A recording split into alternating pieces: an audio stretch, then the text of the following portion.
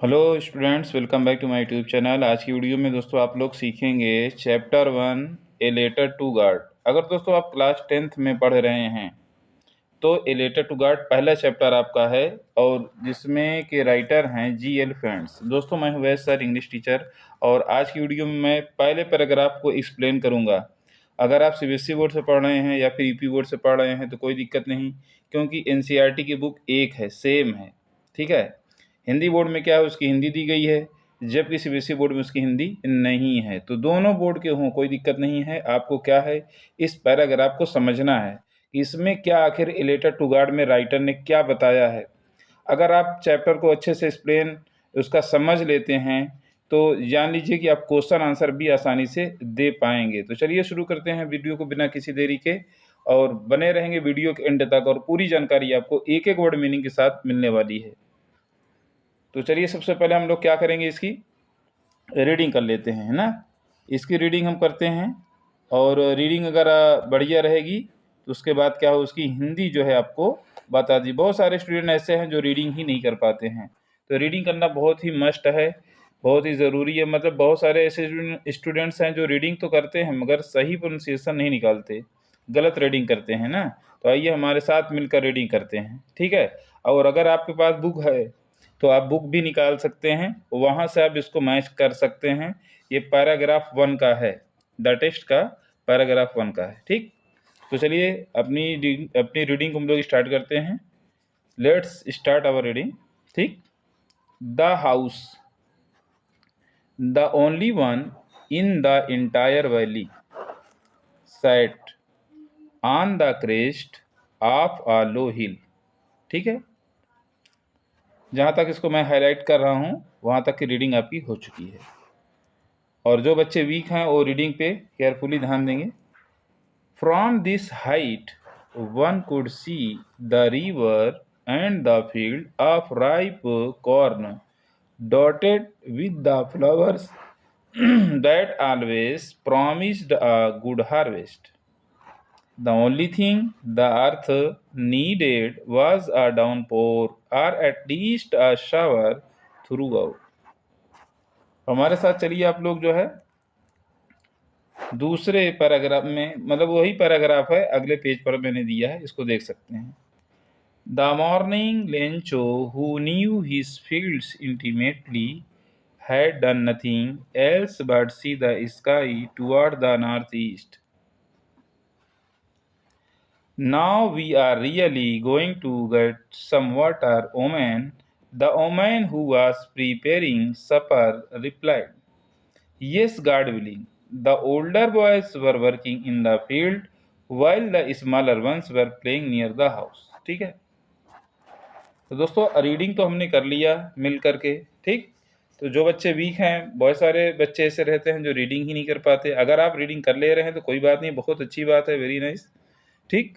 अब क्या करेंगे, इसको हम एक्सप्लेन करने वाले हैं एक एक वर्ड मीनिंग के साथ, ठीक है। अगर आप इंटरेस्टेड हैं और इस चैनल पर पहली बार आए हैं तो ऐसी इंपॉर्टेंट जानकारी पाने के लिए चैनल को सब्सक्राइब ज़रूर करें, ठीक है।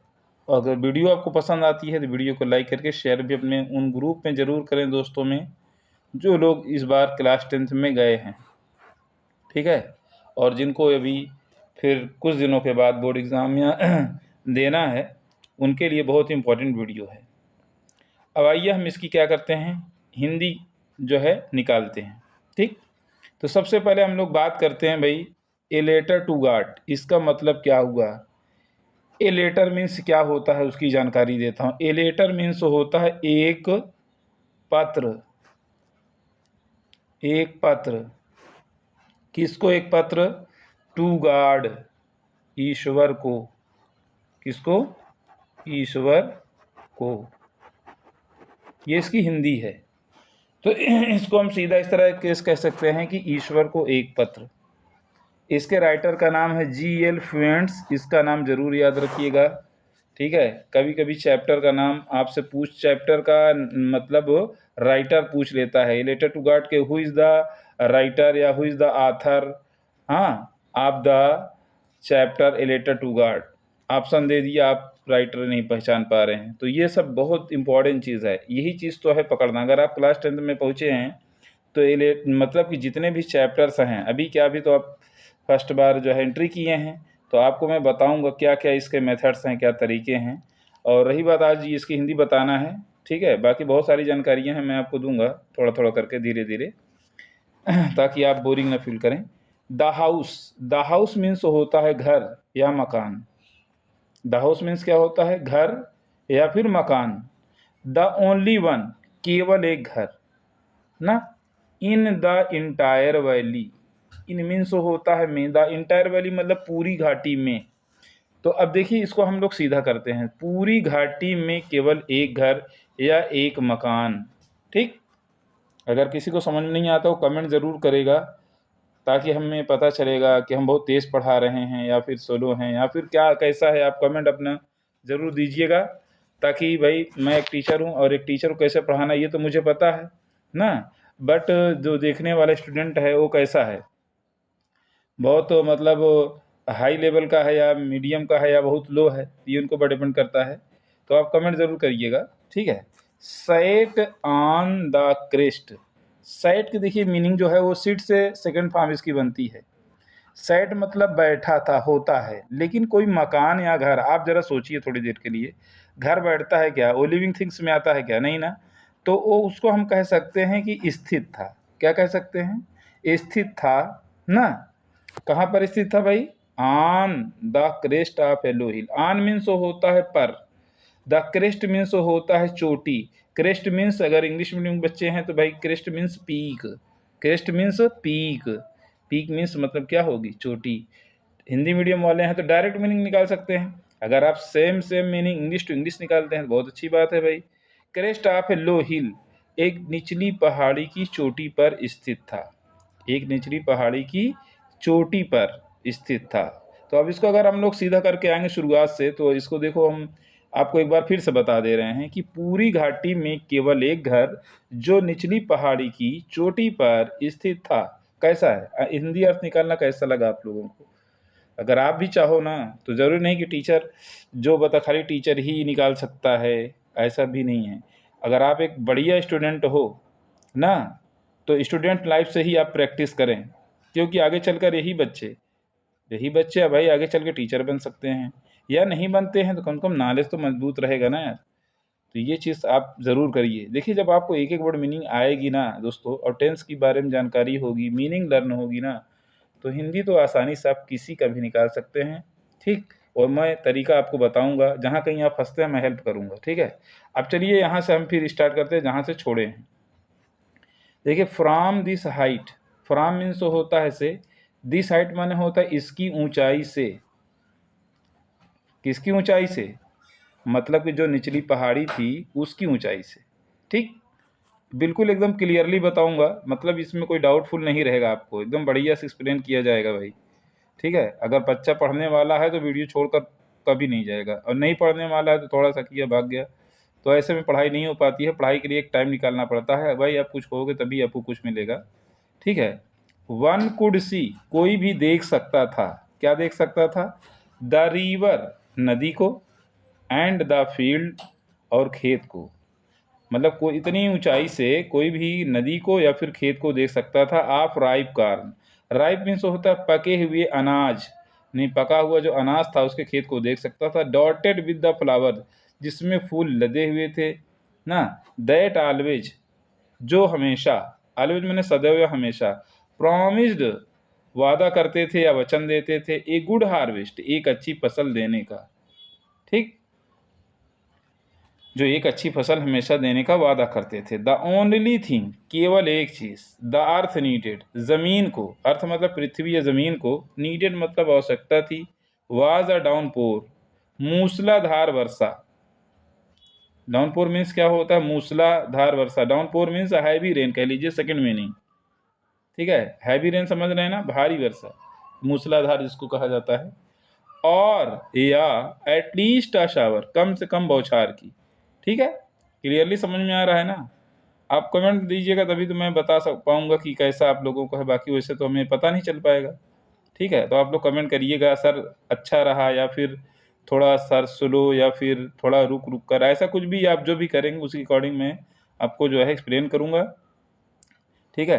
थ्रू आउट मतलब होता है भर, क्या होता है, भर या पूरी तरह से। ठीक, अब चलते हैं अगले पेज पर आते हैं हम लोग, और उसके बाद हम जो रीडिंग की है इसकी हिंदी बताते हैं। थ्रू आउट द मॉर्निंग मतलब पूरी सुबह, जैसे थ्रू आउट द नाइट रात भर, सुबह भर, मतलब इसका ऐसा होता है थ्रू आउट का मतलब। अच्छा, उसको आप कहीं जैसे थ्रू आउट द ईयर साल भर, लोग कहते हैं नहीं साल भर पढ़े, महीने भर पढ़े, ऐसा होता है ना। तो यूज ऑफ थ्रू आउट, अगर आप चाहें तो थ्रू आउट का यूज क्या है भाई, थ्रू आउट मतलब भर होता है, उससे आप कहीं भी यूज कर सकते हैं। मैं थोड़ा सा ग्रामेटिकली आपको बात कर रहा हूँ।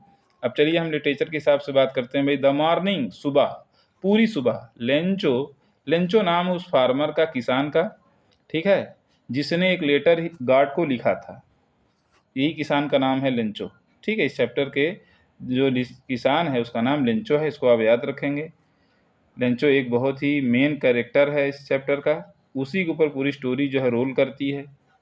हु न्यू, जो जानता था, हिज फील्ड्स, अपने खेत को, इंटीमेटली, इंटीमेटली मीन्स वो होता है करीब से, मतलब कि नियरली, बहुत करीब से जानता था।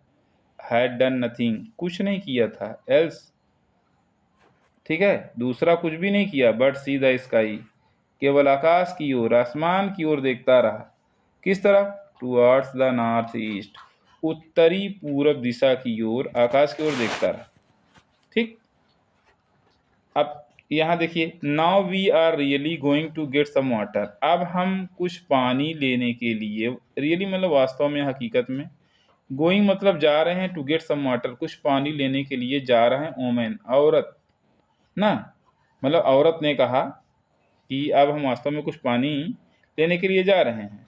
द ओमेन, कौन सी औरत, मतलब लेंचो के यहाँ की जो औरत थी, मतलब कह सकते हैं उसकी वाइफ भी हो सकती है ना, लेकिन यहाँ पे क्लियर तो नहीं किया गया, लेकिन मैं अपनी तरफ से बता रहा हूँ।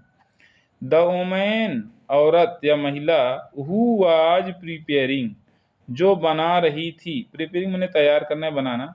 सपर, सपर मतलब होता है जो शाम का खाना खाया जाता है, उसको सपर कहते हैं। और सपर के बाद ही डिनर की शुरुआत होती है। डिनर तो सभी लोग जानते होंगे क्योंकि डिनर बहुत फेमस है। रिप्लाइड, उत्तर दी, क्या उत्तर दी भैया, यही उत्तर दी, क्या उत्तर दी, यस गॉड विलिंग, हाँ ईश्वर की इच्छा से, मतलब ईश्वर की मर्जी या इच्छा से। फिर क्या हुआ, द ओल्डर बॉयज, बड़े लड़के, were working in the field, खेत में काम कर रहे थे, while the smaller ones were playing near the house, जबकि छोटे बच्चे घर के पास खेल रहे थे। तो दोस्तों आज की वीडियो यहीं तक, एक पैराग्राफ हमने बिल्कुल अच्छे से एक्सप्लेन किया है। उम्मीद करता हूँ I hope you like this video. ठीक है, आपको वीडियो काफ़ी पसंद आएगी। देखिए जब समझ में आएगी तो पसंद भी आएगी। और वीडियो को आप छोड़ के ना जाया करें, बिल्कुल एंड तक, जितना मैं पैराग्राफ मतलब एक टारगेट रखूंगा उतना मैं आपको बताऊंगा और समझाऊंगा। उसके बाद चैप्टर खत्म होते ही, जैसे चैप्टर फिनिश होता है, क्वेश्चन आंसर भी आपको बताया जाएगा, जैसे आप लोग की मर्जी रही, और नहीं जैसा चाहेंगे वैसे अकॉर्डिंग काम किया जाएगा। तो आज की वीडियो हमारी यहीं तक दोस्तों, मिलते हैं नेक्स्ट वीडियो में, और इस पर बने रहें। और जितनी वीडियो जिस पर अपलोड है, अगर आपके काम की वीडियो है, जैसे मतलब आप 10th में हैं, ग्रामर की भी वीडियो है, इस पर आप देख सकते हैं। ठीक है, जो आपके काम की उसे पूरी तरह से वॉच करेंगे तो आने वाले बोर्ड एग्जाम में अच्छे नंबर लाएंगे, क्योंकि इस बार 2026 में भी हमारे स्टूडेंट्स बहुत अच्छा नंबर, यानी कह लीजिए कि 85%, 90%, 95 तक बच्चे गए हैं ना। तो अगर आप भी इस तरह मेहनत करेंगे तो आपका भी परसेंटेज बनेगा। देखिए सबसे पहले मैं चैप्टर को एक्सप्लेन कर रहा हूँ, तो इससे क्या होता है ना कि मतलब क्वेश्चन आंसर का चाहे जहाँ से बनेगा आप उसको तुरंत पकड़ लेंगे। अगर आप तुक्का पढ़ाई करेंगे कि थोड़ा इधर का याद कर लें, थोड़ा उधर याद कर लें, मान लीजिए जो याद किया आपने नहीं आया तो फिर दिक्कत हो जाएगी। तो इसलिए आप पूरी जानकारी लें और अच्छे से पढ़ें। आज की वीडियो हमारे यहीं तक, मिलते हैं नेक्स्ट वीडियो में। Thank you so much, bye.